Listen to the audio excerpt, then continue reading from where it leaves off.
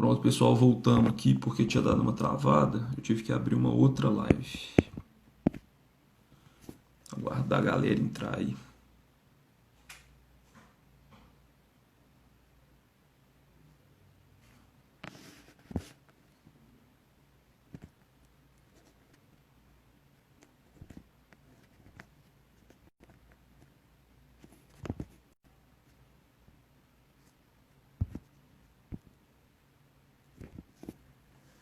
Outra live tinha caído, galera, sem querer.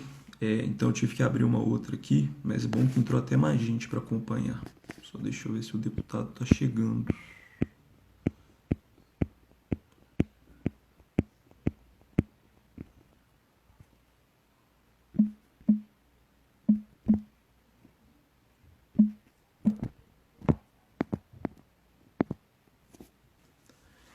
Nada por enquanto. Deixa eu mandar mensagem lá. Enquanto isso, vamos aguardando ele entrar. Boa noite aí para quem está entrando mais uma vez. Voltou aqui, tinha caído a live sem querer. Obrigado aí para as 30 pessoas que estão assistindo. Boa noite aí para Maceió, que está me mandando mensagem. Já tinha caído, eu tive que abrir outra. Não sei por que ela tinha caído, mas ela travou aqui no meu celular. Deixa eu ver a assessora dele lá.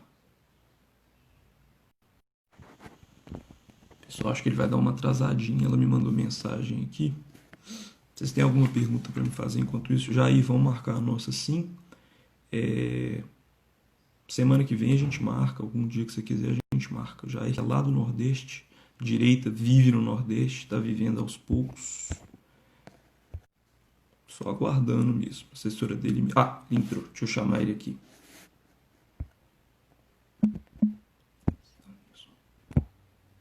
Deputados.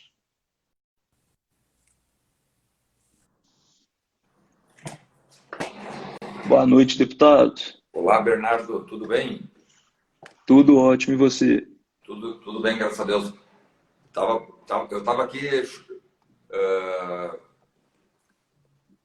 eu entrei na live e estava aguardando o chamamento aqui, agora deu certo. Foi a outra tinha caído, não sei por que meu celular travou, mas agora deu tudo certo. Então tá. Tá tudo bem com você? Tudo bem, eu estou te ouvindo bem e Tá enxergando perfeito bem também. Tá perfeito para mim também. Então vamos começar. Tudo jóia. Primeiro, agradecer por você estar cedendo seu tempo, por falar aqui com a gente. Tem quase 40 pessoas assistindo a gente, então muito obrigado mais uma vez.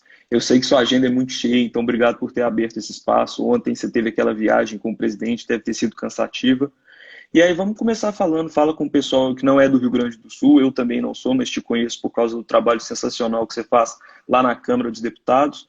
Mas fala com o pessoal aí, eu acho difícil não te conhecer, porque são os deputados da base mais ativos, mas se apresenta aí, que eu acho que você às vezes dispensa apresentações, mas é bom falar com o pessoal.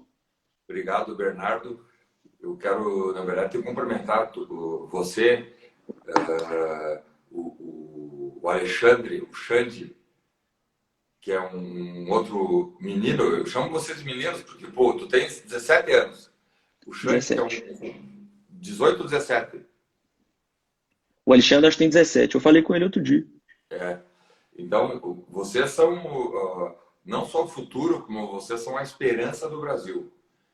Essa gurizada nova que está chegando aí, cheia de vontade de modificar, de melhorar, de aprimorar uma série de processos no âmbito, seja no âmbito da política, como também nas esferas educacionais, nas esferas familiares também, não, por que não dizer, na esfera da economia, né? E depois nós vamos falar sobre a reforma tributária, inclusive, aqui. Então, Bernardo, parabéns pelo teu ativismo positivo, porque às vezes a gente vê jovens fazendo um ativismo negativo, aquele ativismo que joga para baixo o Brasil, que diz que o Brasil não dá certo, que diz que o Brasil está no rumo errado, né? Isso aí não contribui, na minha observação, não contribui com nada, né?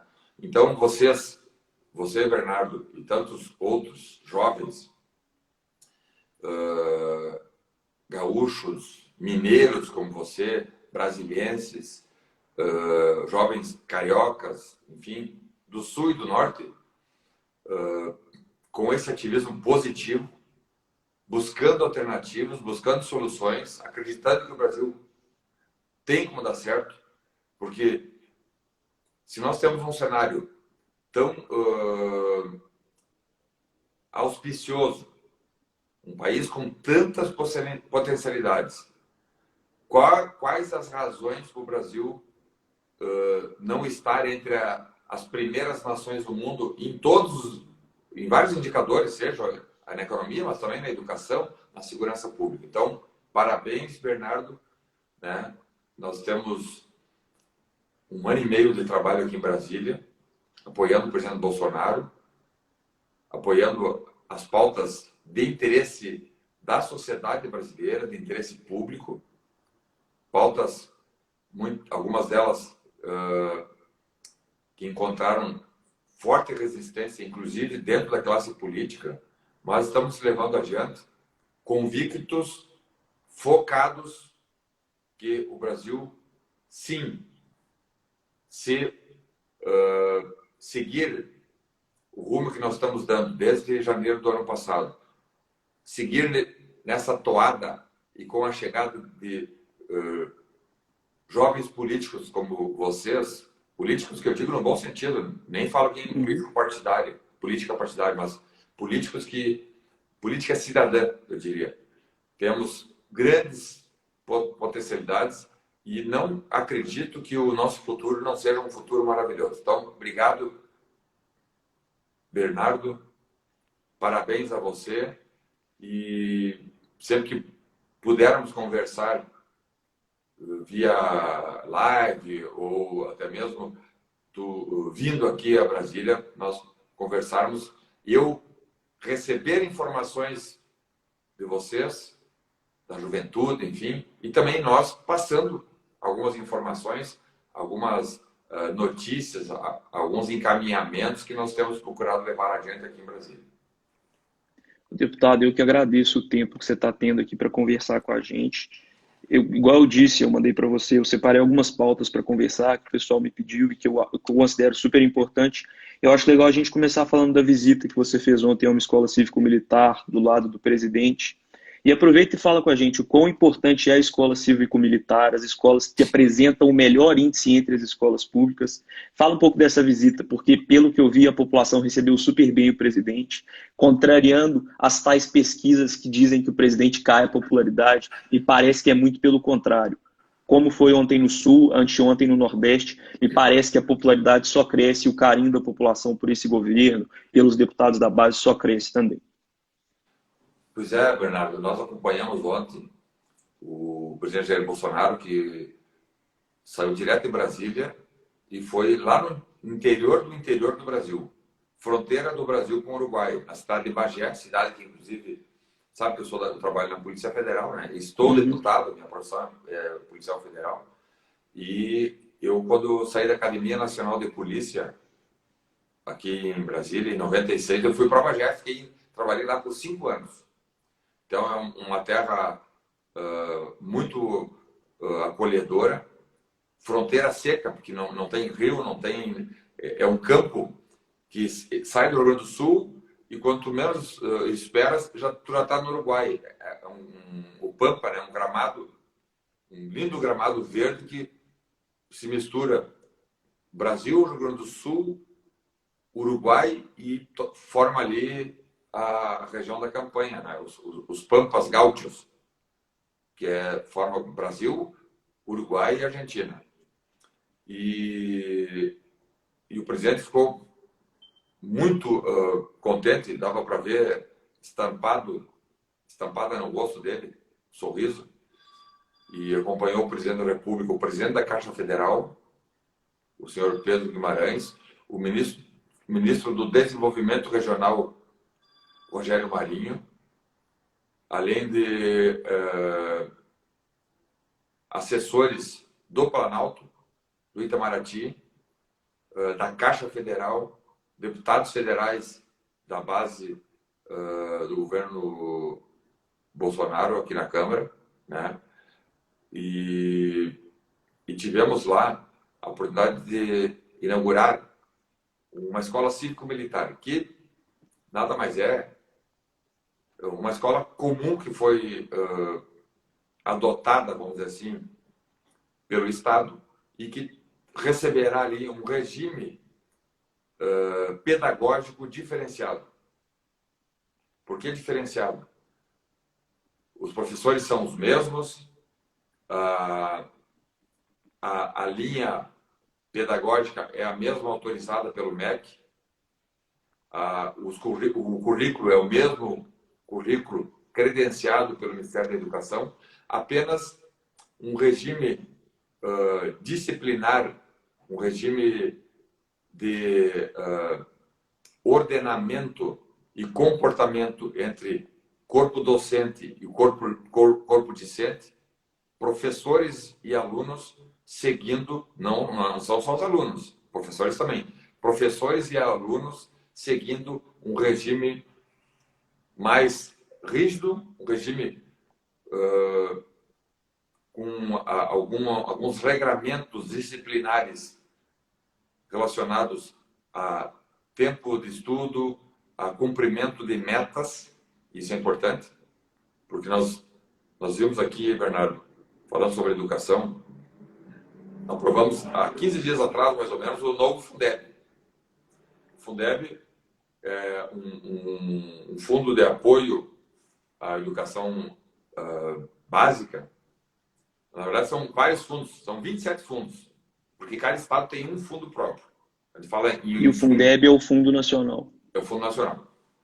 Então, nós vimos que a nação brasileira, desde 88, quando ficou estabelecido na Constituição de 88, que o Brasil, a nação brasileira, destinaria um percentual X, haveria uma vinculação orçamentária para a educação e para a saúde também. Mas falando da educação, haveria uma destinação mínima para educação, 88. Nós estamos em 2020, então são 32 anos. Nesses 32 anos, o aumento do investimento que o Estado brasileiro fez na educação é algo assim homérico, muito grande. Porém, os números não acompanharam, ou seja, o resultado final não acompanhou na mesma intensidade do investimento material, orçamentário, de dinheiro feito pelo Estado. E aí nós temos que fazer, sim, algumas críticas, analisar esse processo, ver o que está dando certo e o que não está dando certo. E aí nós percebemos que, se nós estamos investindo quase 6% do PIB nacional na educação, nós temos que estar próximo, pelo menos, dos países que investem esse tanto. E não estamos próximos, ao contrário, estamos muito distantes. Por que estamos distantes? Alguns dizem, porque o Brasil vinha de um longo período que não investia-se nada em educação, e aí começamos a investir, então, em 88, e a tendência é, com o tempo, nós irmos buscando recuperar, buscando tomar um lugar melhor no ranking da educação mundial. Outros dizem, não, é porque não adianta só tu entregar recursos, tu investir, colocar recursos materiais, orçamentários, dinheiro, recurso de logística, se tu não tiver uma estrutura minimamente séria e focada para resultado. E eu, mesmo sendo da segurança pública, o máximo que eu dei aula foi quando eu estive no Exército, instrutor no Exército, como oficial de infantaria. Dei aula também na Academia Nacional de Polícia. Mas não sou um professor. Mas, como policial federal, eu faço uma crítica de que deveria ter, no sistema educacional brasileiro, um pouquinho mais de rigidez na disciplina. Né? Eu vejo aqui com o meu parceiro e amigo Marcos Mene, o Marcão, falando que segue-se muito à risca as doutrinas, ou a doutrina de Paulo Freire. Eu também acho. tem muita coisa ali, ou quase tudo, que não se aproveita. E estabeleceu-se essa doutrina de Paulo Freire como se fosse um dogma na educação brasileira. Isso tem que ser discutido, sim, e merece ser analisado. Mas, no aspecto do resultado, se nós estamos investindo 6% do PIB e ocupamos a 63ª, nós somos o 63 no ranking PISA. PISA é aquela avaliação internacional feita com alunos de diversos, mais de 100 países do mundo. Nós somos o 63 e investimos 6% do PIB. O Japão investe 3,3% do seu PIB e é o terceiro no ranking PISA. O Chile, aqui do lado, investe 1/4 do que o Brasil investe e está lá na frente nesse ranking também de resultados. A Argentina está melhor classificada que nós, o Uruguai está muito melhor classificado que nós. Então, o problema nosso não é de investimento. Nós estamos investindo muito bem. Nós precisamos termos melhores resultados. Nós temos diversos estados que muito raramente não há greve num ano letivo. E aí, mas os professores ganham mal. Professores ganham mal, ok. Mas será que paralisando, fazendo greve, contribui de alguma forma para o processo educacional como um todo?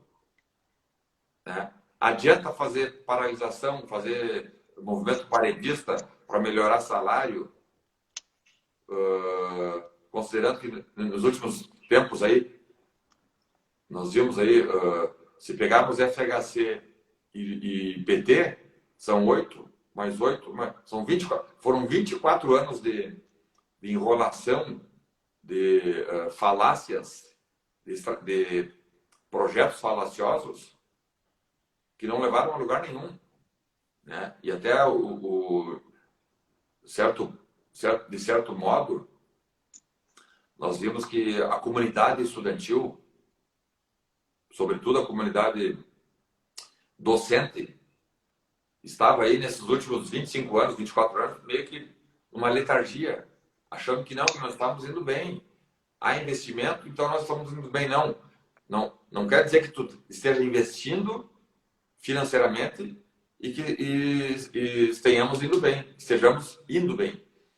O número, Bernardo, nós vimos isso agora na discussão do Fundeb, o número de analfabetos funcionais do Brasil só aumenta.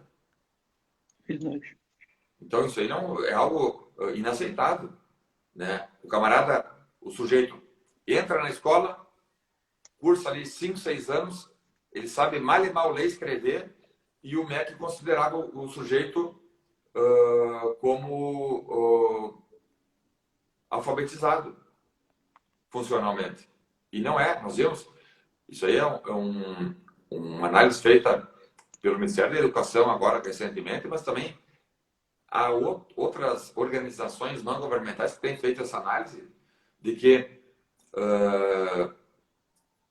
quase metade, olha o número, quase metade da juventude que sai da escola não tem condições de resolver uma operação matemática simples.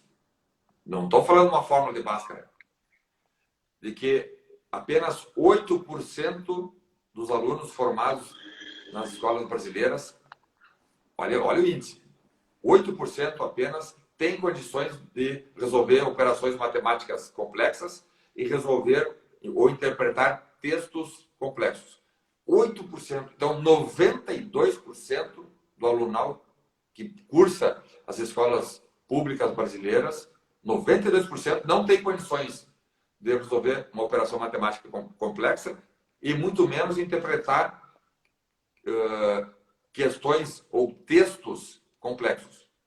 Isso é um número inaceitável, né? E por isso que o Fundeb talvez deu tanta discussão, porque nós falávamos, tudo bem, nós vamos aumentar. E o Fundeb passou, o governo federal autorizou, o próprio presidente Bolsonaro autorizou que nós votássemos favoráveis ao Fundeb, aumentando em 20 bilhões de reais o investimento. Estou arrumar minha câmera aqui. Mas o fato é que nós precisamos melhorar os resultados, né? Existe uma leitura, deputado, que eu faço também, que é interessante que você falou, que a partir de 88 os investimentos na educação aumentaram, estamos em quase 6% do PIB, mas se você analisar o desempenho das escolas públicas de 88 para cá e antes de 88, as escolas públicas tinham um desempenho belíssimo, às vezes superavam em muitas escolas particulares, que na minha cidade, tinha 2 escolas públicas e eram as mais reconhecidas da cidade.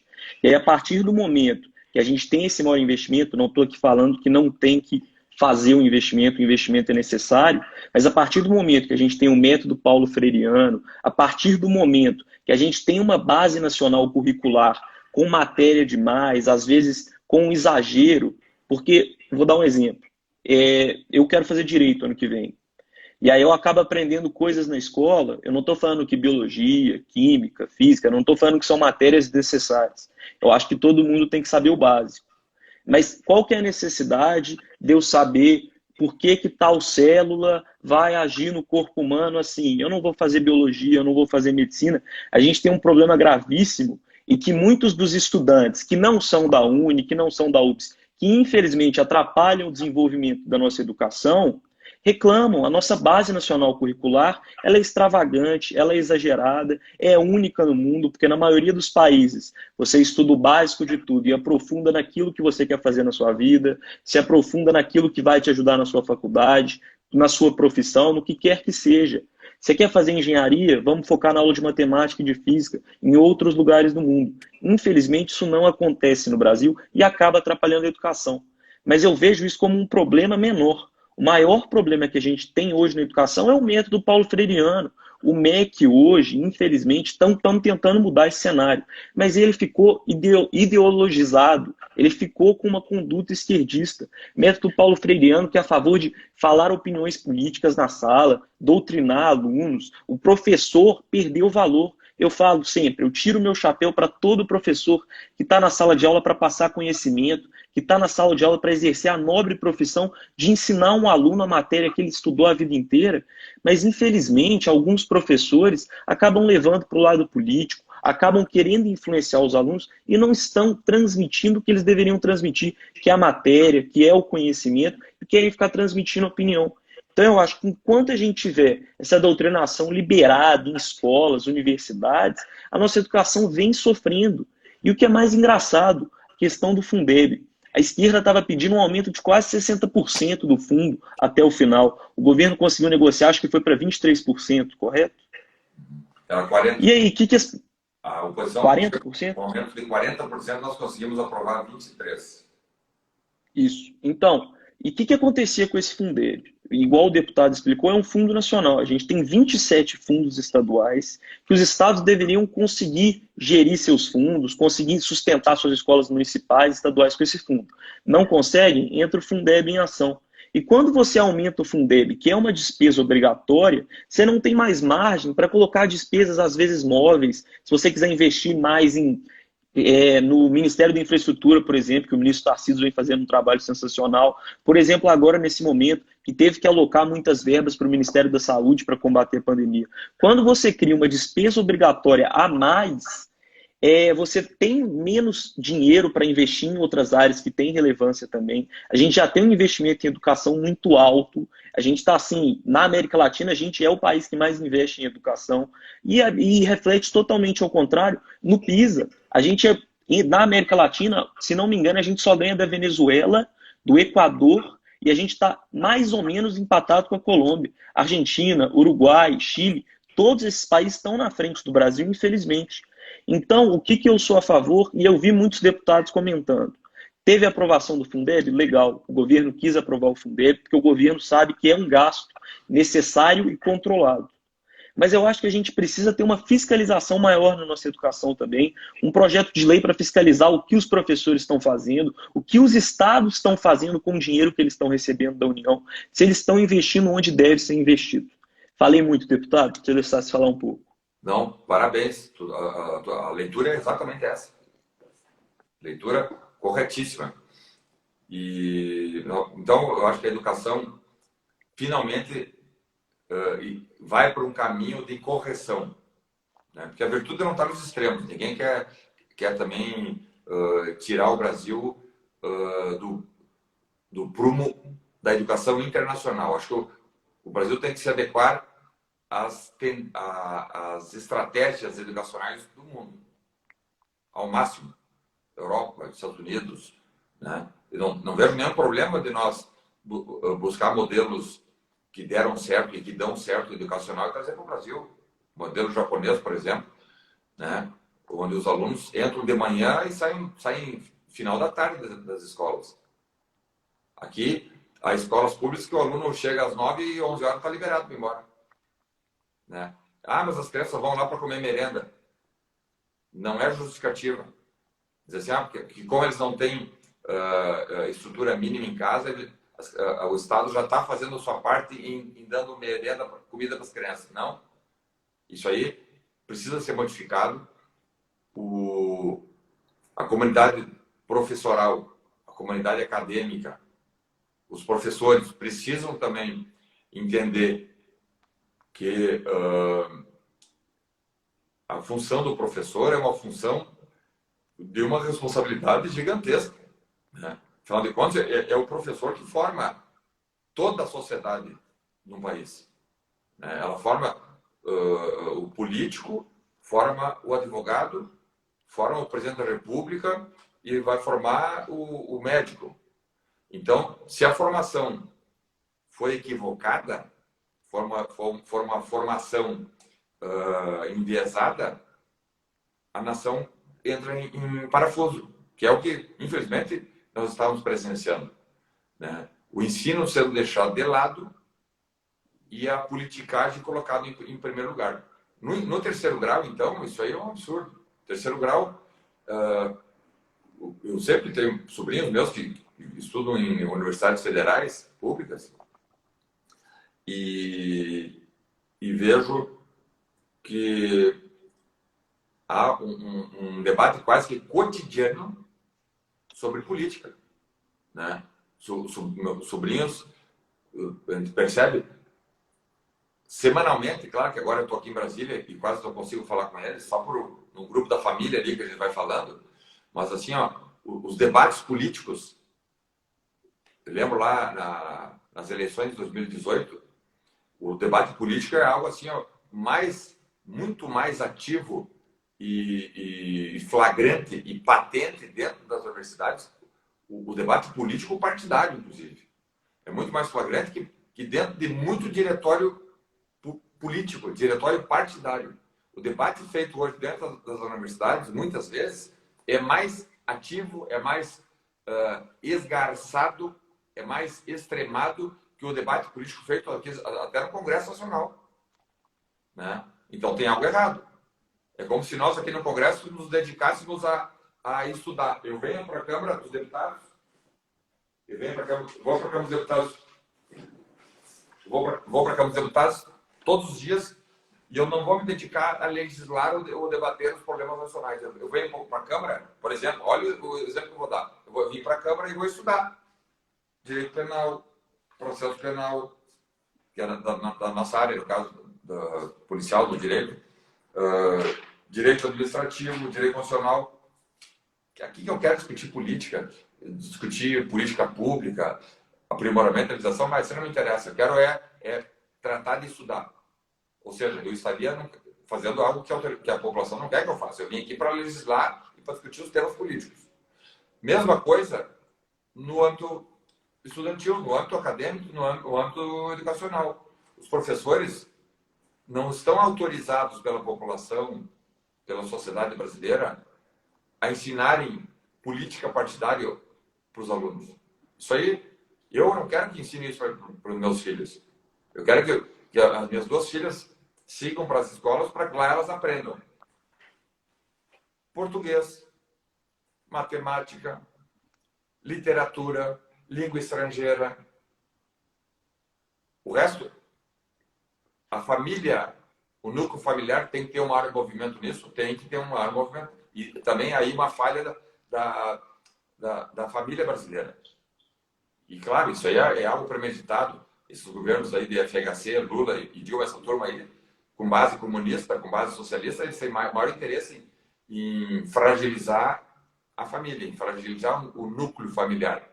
Então, eu agora vejo que nós nos encaminhamos, se Deus quiser, para um novo rumo, a família participando desse processo educacional. E não estou falando aqui em processo de ensino, mas eu digo, a educação é na família. Educação, repito, educação, família.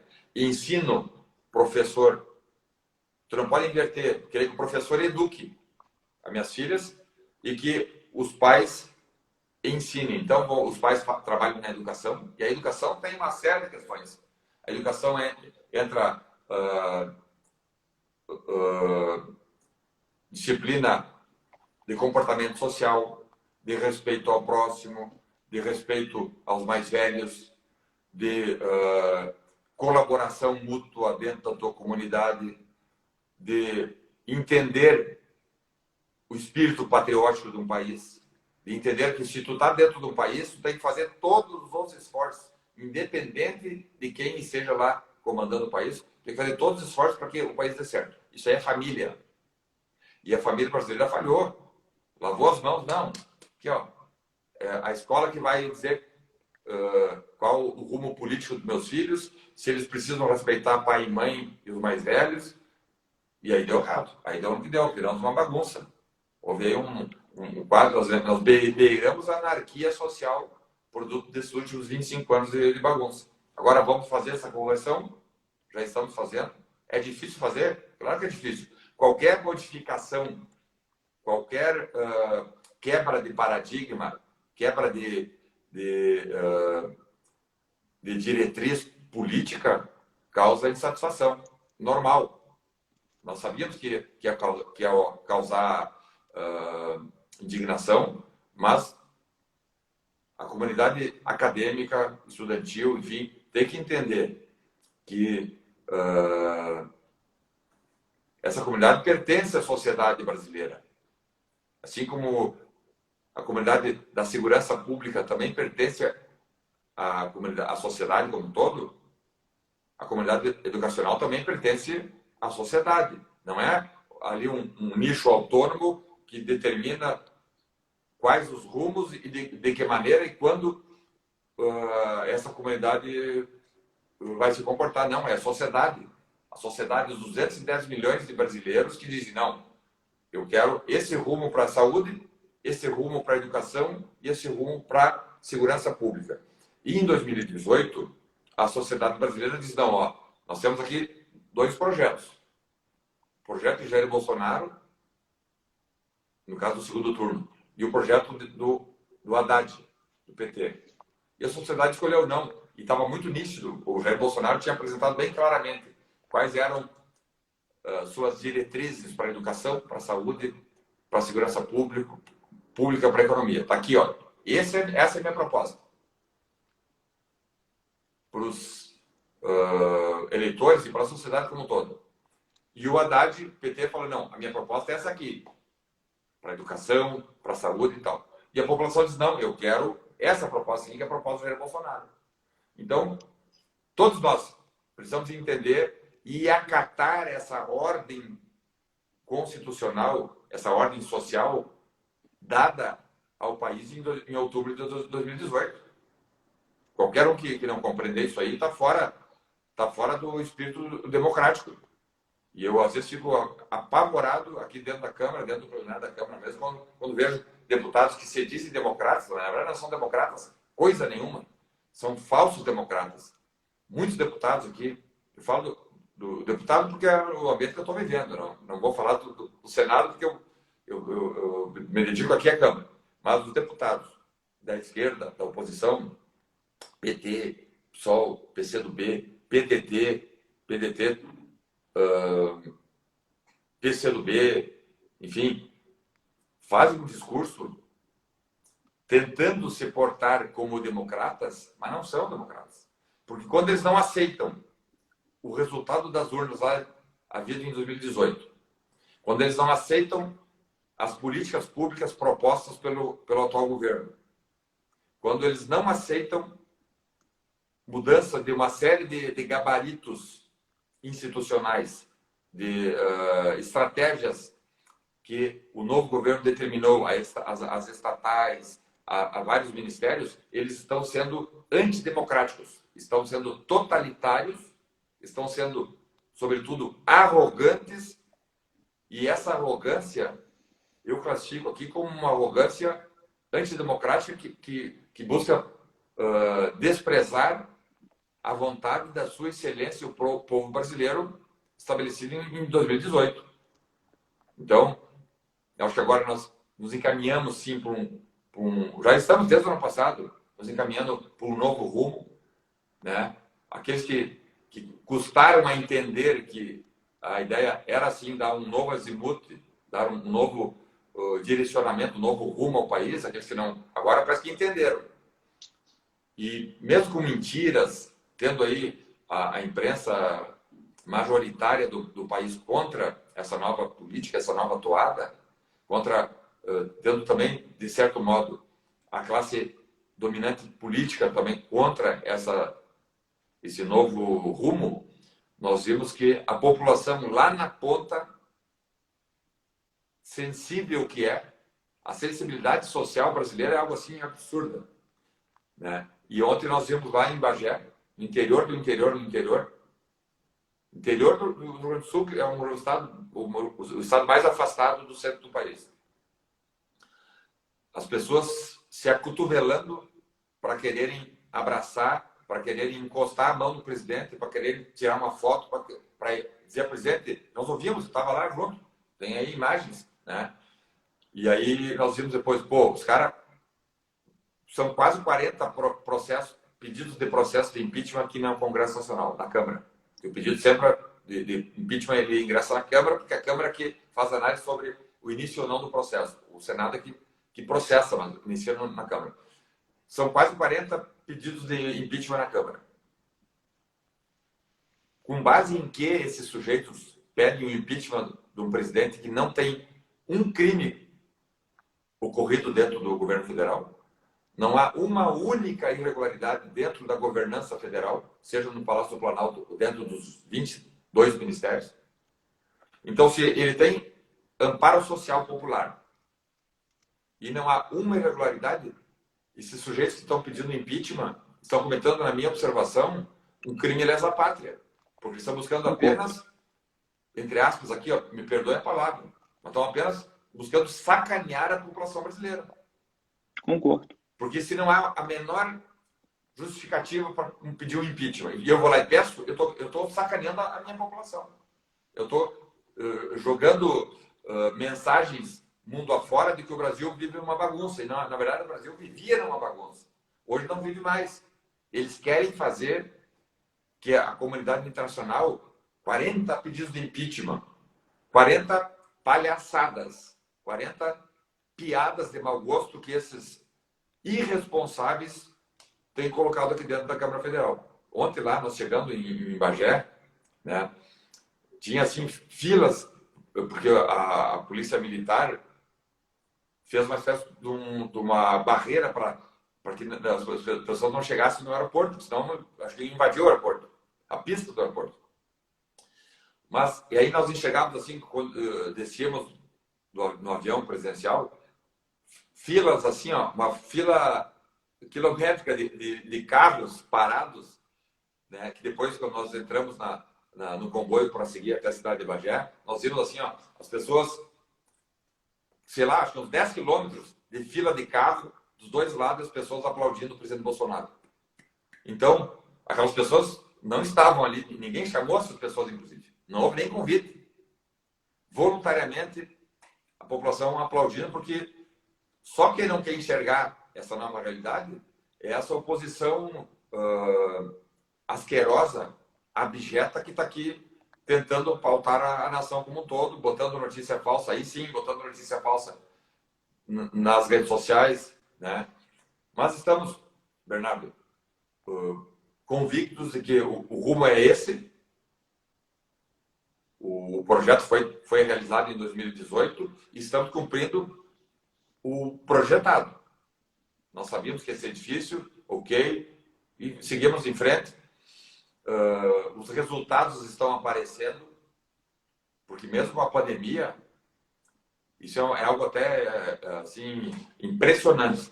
Porque com toda a pandemia, a economia brasileira, ela, graças a Deus, diminuiu ou perdeu força em menor proporção do que nós imaginávamos. Argentina, Chile, México, até a mesma economia norte-americana teve uma queda maior do que a queda brasileira. Para ver, então, é sinal de que nós estamos fazendo a coisa certa, né? E o ministro Guedes foi convidado pela Organização Mundial, o FMI, se não me engano, para ser o presidente do Conselho de Recuperação pós-pandemia, que vai ter a participação de muitos países. O ministro Paulo Guedes está sendo reconhecido internacionalmente pelo trabalho que ele vem fazendo para ajudar o Brasil a sair dessa, porque é uma situação complicada. A gente já vive um país que veio de um recesso gigantesco, um rombo gigantesco que foi deixado por governos anteriores. Em 2019 a gente estava tendo uma recuperação expressiva, um crescimento econômico, assim, todos os índices do país melhoraram, índices de violência, de segurança, todos melhoraram, independente se economia, segurança, tudo estava ficando melhor.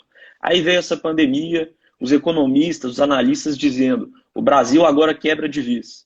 E a gente tinha essa visão mesmo. Quando eu vi a pandemia e vi que o Supremo Tribunal Federal, os juízes, os ministros decidiram que os estados e municípios iam tomar decisões relacionadas à quarentena, flexibilização, falei, o Brasil vai quebrar, não vai ter jeito.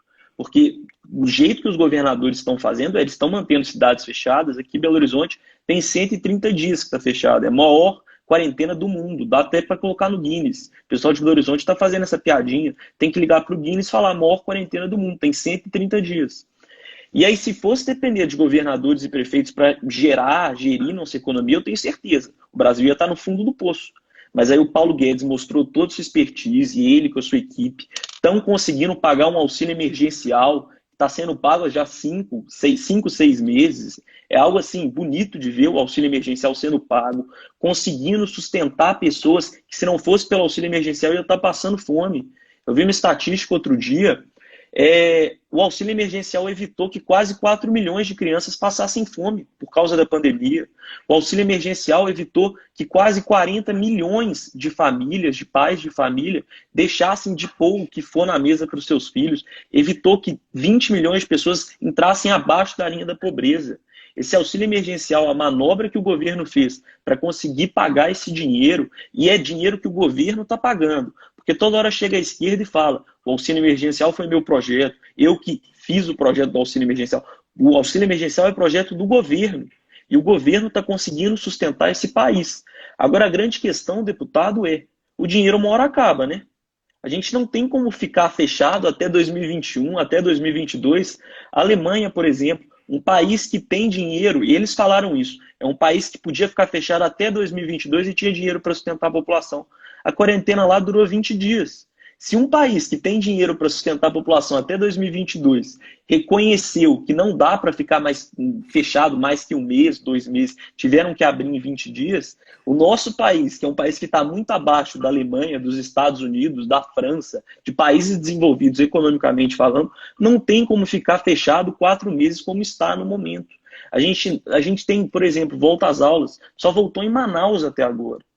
Eu não estou falando que tem que voltar às aulas com 100% dos alunos, nada disso. Mas é preciso criar um protocolo. Aqui na nossa cidade, eles foram liberar hidroxicloroquina hoje.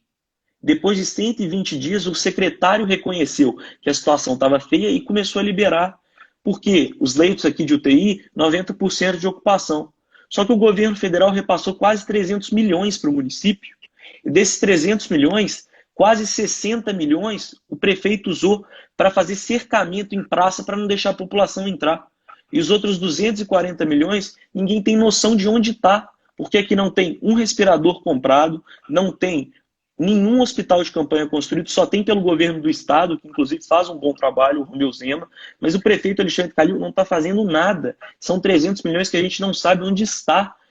A gente até imagina onde está, né? Mas a gente não vai fazer acusação sem prova. Mas 300 milhões que poderia ir para o hospital de campanha, ele está prometendo abrir 7 mil leitos de UTI, tem pelo menos uns 3 meses. Se abre esses 7 mil leitos, a ocupação que hoje é 80%, cai para mais ou menos 50%. Cadê os 7 mil leitos que ele prometeu? São situações como essa que deixa a população assim indignada, a população revoltada com tudo que está acontecendo. A União soltou aquele documento faz mais ou menos um mês de quanto foi distribuído para cada município. São Paulo recebeu, foi o que mais recebeu, chegou a receber quase 1 bilhão, a cidade de São Paulo. Aqui recebeu 300 milhões, Rio recebeu aproximadamente 350 milhões e nada vem sendo feito. São hospitais de campanha que são construídos, não são finalizados, que nem utilizados são. No Rio, a gente teve 3 hospitais de campanha que foram construídos. No dia que era para inaugurar, o prefeito mandou destruir porque não era mais necessário. Tinha gasto dinheiro público, gastou mais ou menos 25 milhões para construir cada um, e aí desperdiçou esse dinheiro. São Paulo usou 50% do dinheiro para comprar respirador da China que nunca chegou. E a grande questão é, eles não devolveram dinheiro até hoje. Então é muito estranha toda essa situação. E aí, completando o que você falou dos processos de impeachment que estão na Câmara, os quase 40 processos, o que é muito triste é que a gente vê entre os pedidos organizações como a UNE, a UBS, organizações que deviam reconhecer que a educação no nosso país está progredindo, a educação no nosso país finalmente está tendo uma melhora, e eles não, eles querem o regresso, porque são sustentados pela esquerda, são sustentados pelo PT, pelo PCdoB, pelo PSOL. Organizações como a UNE, a UBS, a Central Única dos Trabalhadores, que pela primeira vez o governo ele está olhando pelo trabalhador, está tentando criar, já criou, se não me engano, o 13º do Bolsa Família, está tendo esse auxílio emergencial e a CUT não consegue reconhecer isso por causa de seus filiamentos, das suas alinhações com a esquerda, que só regrediu o trabalhador. Muitas pessoas falam, mas a esquerda ela aumentou o salário mínimo no nosso país. Aumentou o salário mínimo, mas disparou o desemprego. O melhor direito trabalhista que um trabalhador pode ter em qualquer lugar no mundo é um emprego. O presidente falou isso em 2018 em algum debate e isso ficou marcado para mim. Foi o primeiro debate que eu assisti, foi na Rede Record, se não me engano. O presidente virou para a Câmara no discurso inicial e falou: o melhor direito trabalhista que um empregador, que um trabalhador, que um cidadão pode ter em qualquer lugar do mundo é o emprego. Emprego esse que estava sendo recuperado, infelizmente com a pandemia vem aumentando, mas não por responsabilidade do governo federal. A gente tem que deixar isso muito claro. A responsabilidade pelo desemprego são dos municípios e do Estado, assim como o Supremo Tribunal definiu. Quem tem decisões sobre quarentena, sobre flexibilização, sobre abertura de o que quer que seja, são os estados e municípios, são os governadores e prefeitos. O governo federal ele faz o contrário, ele tenta sustentar essas decisões autoritárias, essas decisões sem consultar a população, sem consultar as assembleias legislativas dos estados e dos municípios, tentam segurar esse autoritarismo pagando auxílio emergencial, criando programas de seguro ao emprego, criando programas para sustentar o turismo, que é uma atividade econômica super importante no nosso país e que está sofrendo muito com a pandemia. O governo federal está tentando várias maneiras para segurar a nossa economia e para tentar segurar esse autoritarismo que está tendo entre os prefeitos e governadores. Falei demais de novo. Fala aí um pouquinho. Não falou nada. Tu está muito bem posicionado, Bernardo. Parabéns. O caminho, a leitura é exatamente essa. Mas falando sobre ainda a nossa viagem lá a Bagé, ontem, no interior, o presidente da Caixa Federal, Pedro Guimarães, estava conosco, eu conversando com ele na nossa viagem, porque afinal de contas a gente fica dentro do avião e aproveita para conversar, né? E aí, ele dizendo que a operação de pagamento do auxílio emergencial, o Marcão aqui, o Marcos Menning, está me dizendo, esse guri é dos bons. Esse guri, o guri no caso é o Bernardo, porque aqui lá no Rio Grande do Sul, no nosso estado, o guri é menino, garoto, né? Mas o Bernardo vai muito longe. Tem inteligência, tem domínio e maturidade emocional. Bernardo, tu é um orgulho por nós, pode ter certeza disso. Siga nesse caminho, siga assim, procure sempre buscar conselhos dos mais velhos, porque a juventude, eu sei, nós a juventude éramos assim também, a gente acha que sabe tudo, né? E não, busca aconselhamento do teu pai, da tua mãe, do teu avô, enfim, de quem tu puder buscar aconselhamento dos mais velhos, busca busca que tu vai somando, então, o teu arrojo juvenil. A gente, quando tem 17, 18 anos, quer mudar o mundo. Essa disposição juvenil, com uma força física, inclusive, muito grande, com um equilíbrio, ninguém te segura. Mas, fechando parênteses aqui, vírgula, o presidente da Caixa, Pedro Guimarães, falava que para pagar o auxílio emergencial, a Caixa fez uma verdadeira operação de guerra. Os empregados da Caixa estão trabalhando de segunda a segunda, inclusive. Eles trabalham até sábado e domingo. Claro, a Caixa paga, nós, né? Porque a Caixa é uma empresa pública, né? A Caixa paga a hora extra e tudo, mas veja o comprometimento dessa instituição, Caixa Federal, claro, muito bem liderada pelo presidente Pedro Guimarães, mas mostrou um profissionalismo, assim, um capital humano, um capital laboral dos seus empregados que nós não conhecíamos. A Caixa Federal está dando um show na pandemia, e falávamos isso ontem com o presidente da Caixa, Pedro Guimarães. Ele disse: nós já pagamos 65 milhões de pessoas no auxílio emergencial. Isso aí não existe no mundo, nenhuma instituição que tenha conseguido pagar nem 10% disso. Imagine, é uma Itália, a Itália tem 60 milhões de habitantes. É uma Itália e um Uruguai juntos. Pega toda a Itália e todo o Uruguai, foi o número de pessoas que a Caixa Federal já pagou. São 5 parcelas, 3 já foram pagas, iniciou agora o pagamento da 4ª parcela. Tem mais uma parcela ainda, né? São, até agora, algo em torno de 135 bilhões de reais que já foram pagos. Tem mais 2 parcelas ainda. Deve chegar em algo em torno de 250 bilhões de reais. Dinheiro público. Esse dinheiro pertence a você, Bernardo, a teu pai, a tua mãe, pertence a mim, a minha mãe, pertence a todos nós, né? E aí, quando nós, brasileiros, conseguimos, num momento difícil, alcançar ajuda para os brasileiros que precisam, como tu disse, que se não fossem essa ajuda do Estado, eles morreriam de fome.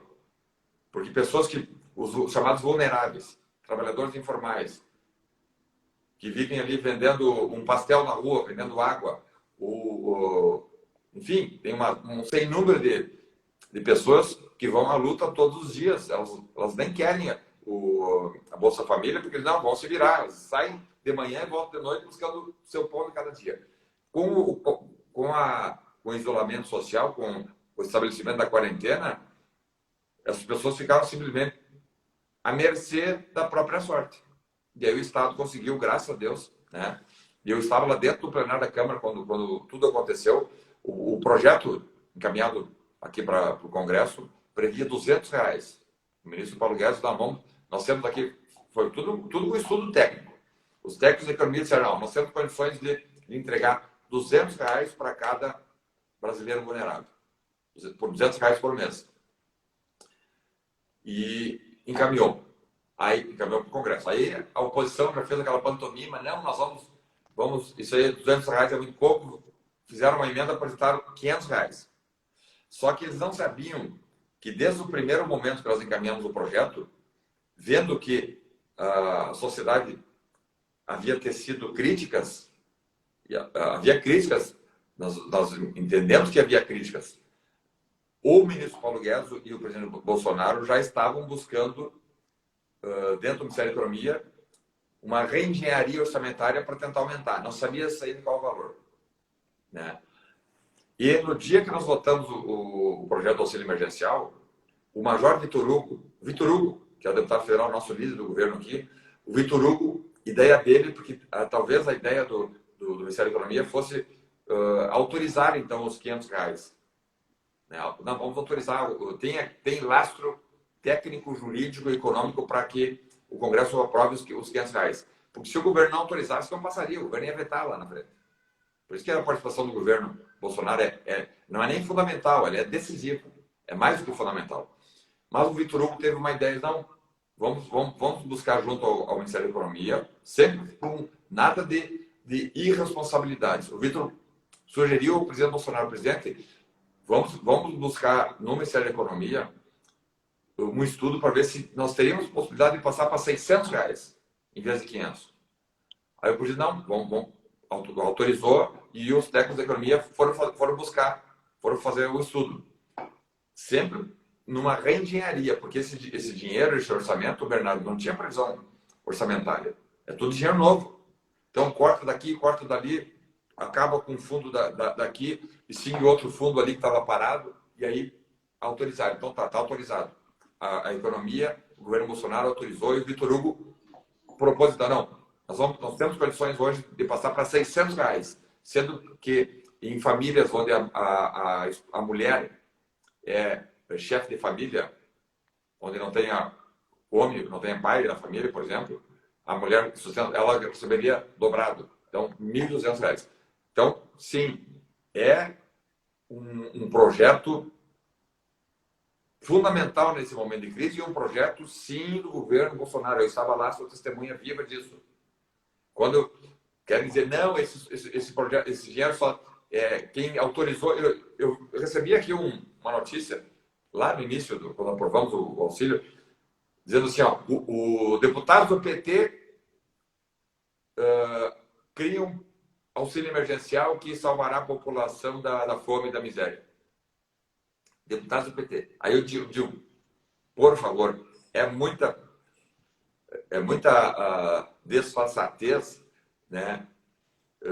E fazer muito pouco da inteligência dos brasileiros, dizer que o governo do PT, os deputados do PT, que não tem poder decisório dentro do Ministério da Economia ou dentro do Palácio do Planalto, na sanção presidencial, os deputados do PT que determinaram, então, o auxílio emergencial. Isso aí é algo que não dá para admitir. Graças a Deus, ainda bem que a população entende, sabe que para a Caixa poder efetivar esse pagamento, e voltamos à Caixa aqui, 65 milhões de pessoas já receberam, e ainda muitos vão receber por faltam 2 meses.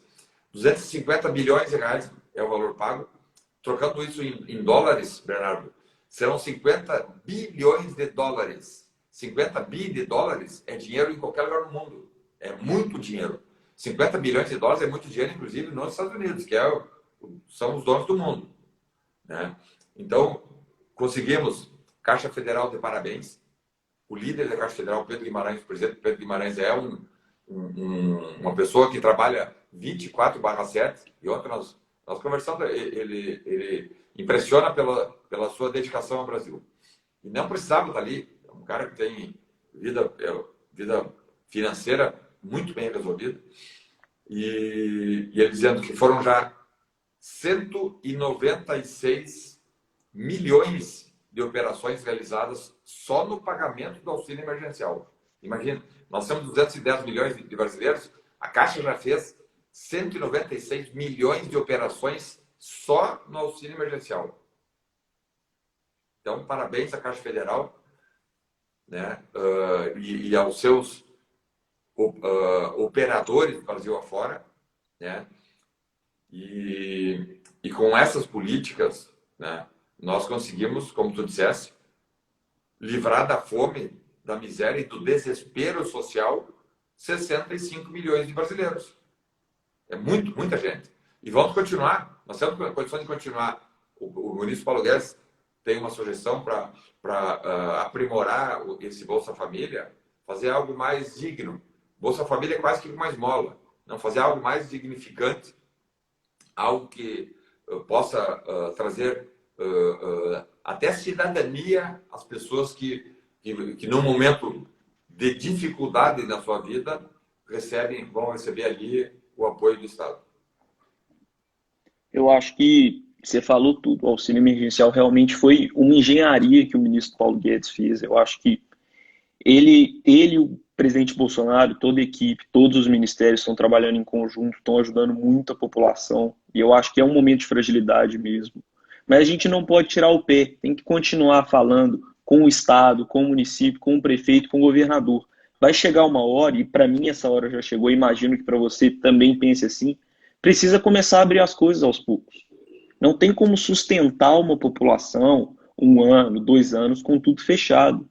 E o Instagram está me avisando aqui que falta 30 segundos para encerrar lá, ele vai cair a live. Tá. Eu vou encerrar e começo outra. Aí a gente fala mais um pouquinho e você despede.